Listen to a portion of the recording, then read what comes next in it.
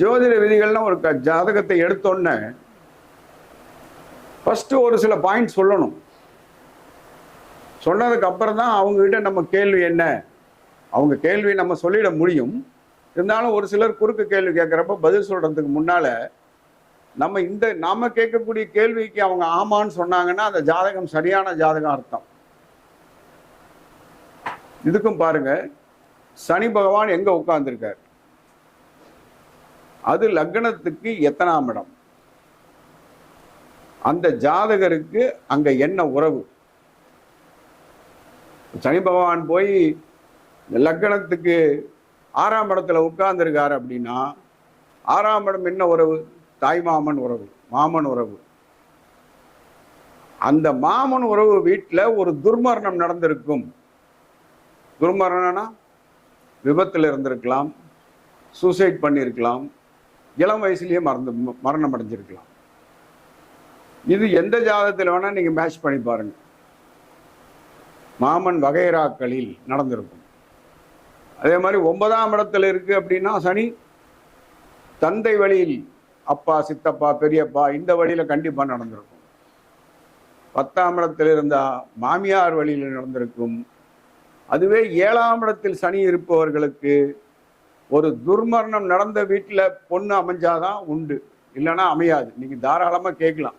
7ல் சனி இருந்ததுன்னா அந்த ஜாதகருக்கு ஒரு துர்மரணம் நடந்த வீட்டில் தான் பெண் அமையும். அந்த மாதிரி ஜாதகம் வந்தாதான் பொருந்தும், இல்லைன்னா ஜாதகமே பொருந்தாது, தள்ளி போயிட்டே இருக்கும். இதையும் மனசுல வச்சுக்கிட்டு வரவங்களுக்கு சொல்லலாம். அடுத்தது சூரியன் எடுத்துக்கிறோம். சூரியன் என்ன சொல்றோம், தர்ம திரிகோண அதிபதி. அவர் 1, 5, 9.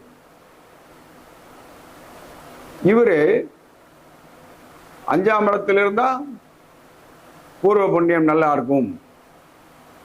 அதே செவ்வாய் அங்க மேசத்துல உச்சம் பெற்று இருந்தா அப்பா சப்போர்ட் நல்லா இருக்கும்.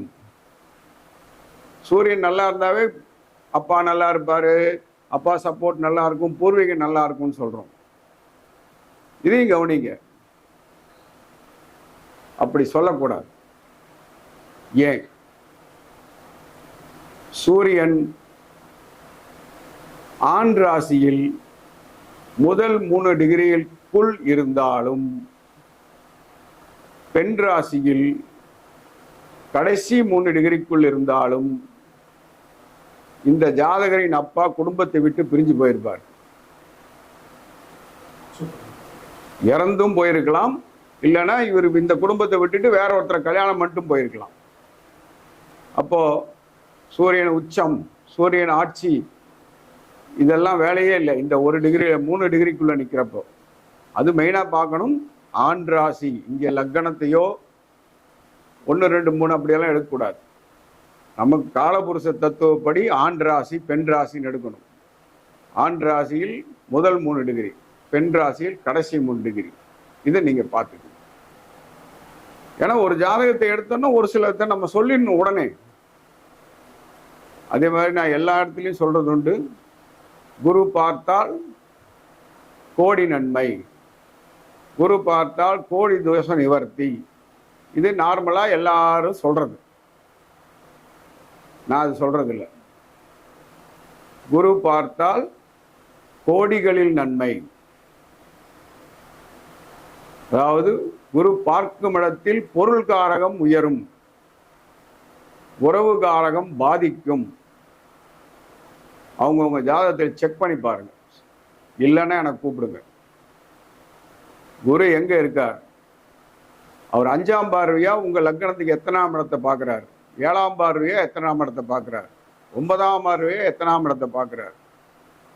இந்த பார்க்கக்கூடிய இடம் என்ன உறவு உங்களுக்கு, அந்த உறவுகளை பிரச்சனை கண்டிப்பா இருக்கும்.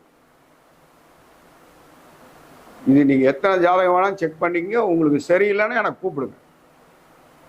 இப்போ குரு லக்னத்திலிருந்து 5ஆம் பார்வையா 5ஆம் இடத்தை பார்க்கிறாருன்னா கண்டிப்பா உங்களுக்கும் குழந்தைக்கும் நடுவில் பின்னால பிரச்சனை வந்தே தீரும். நீங்க எவ்வளவு பாசம் வச்சிருந்தாலும் திருமணம் வரைக்கும் உங்களை அண்டி இருப்பாங்கிறதே சந்தேகம்தான். கண்டிப்பா விட்டுட்டு போயிடுவாங்க. நான் வர்ற ஜாதகம் பார்க்குறவங்களுக்கு இப்போ நான் வர்றவங்களுக்கு நான் சொல்கிறது உண்டு.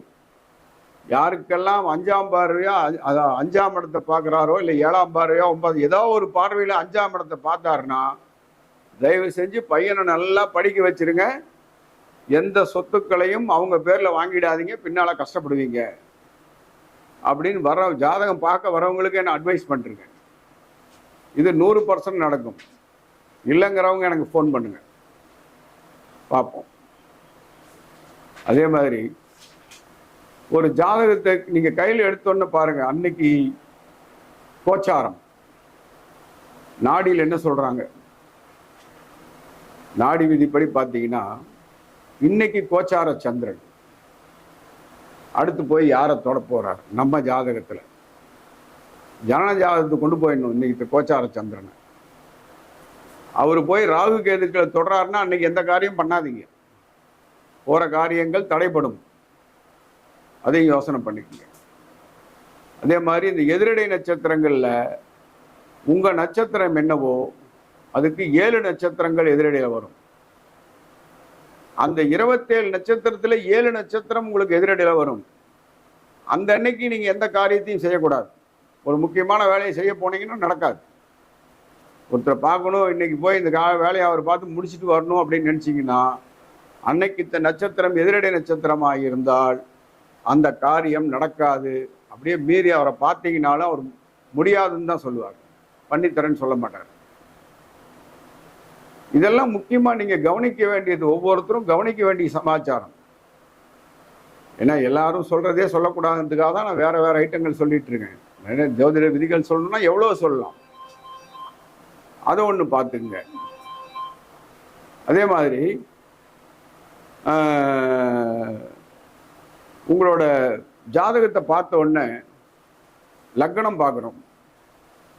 லக்னாதிபதி எங்க நிற்கிறார் அதையும் பாருங்க. ஏன்னா எப்பவுமே யூஸ்வலா ஒருத்தரோட அபிலாஷைகளும் 11ஆம் இடத்தை நோக்கி தான் செல்லும்னு சொல்லுவோம்.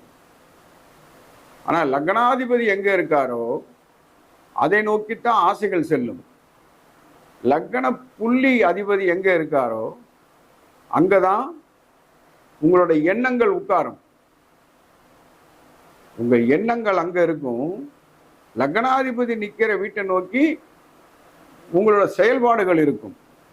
எண்ணத்துக்கும் செயல்பாடுக்கும் வித்தியாசம் இருக்கு. இதையும் பார்த்தீங்கன்னா நீங்க இப்படி நினைப்பீங்க, ஆனா இதைத்தான் செய்வீங்கிறத சொல்லலாம். அதையும் கவனிச்சு பாருங்க.